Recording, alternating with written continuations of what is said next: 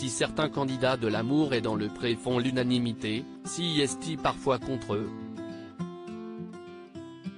Si est-il le cas d'Alain Le Breton, qui s'était montré assez cavalier avec ses deux adorables prétendantes Marie-Ange et Catherine.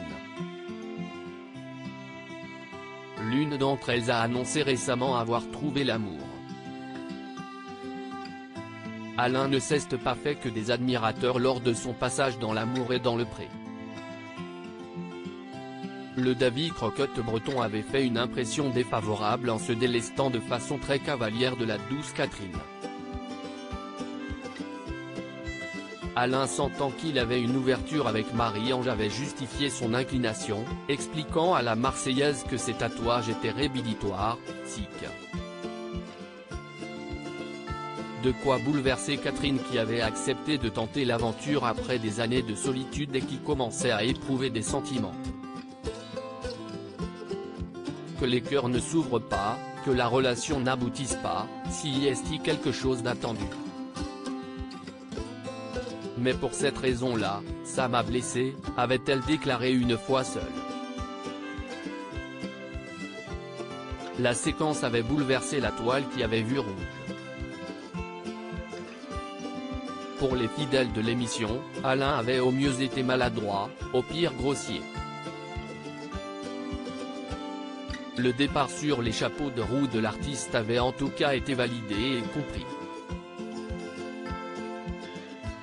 Pour guérir de cette blessure, Catherine avait, avant de partir, rédigé une lettre dans laquelle elle réglait ses comptes avec le malotru. Si est-il en termes joyeusement épicés qu'elle mettait fin à l'aventure. Tu les as vus avec ma robe verte lors des speed dating. Détestant les tatouages, ce n'était pas la peine de me faire venir jusqu'à toi. Je vais vite oublier tout ça, avait-elle taclé avant de regagner ses pénates. N'hésitez plus, écrivez. Il semble que ce courrier a été très cathartique pour Catherine. Elle n'a pas remué le couteau dans la plaie et s'est remise de ce coup infligé devant les caméras de M6. Si on pouvait imaginer qu'elle ne voudrait plus jamais entendre parler de l'émission, il n'est rien. Lorsque la saison 18 a été annoncée, Catherine en a fait la publicité sur son compte Instagram indiquant « Grâce à l'émission je l'ai rencontré ». Moment de bonheur partagé. N'hésitez plus, écrivez.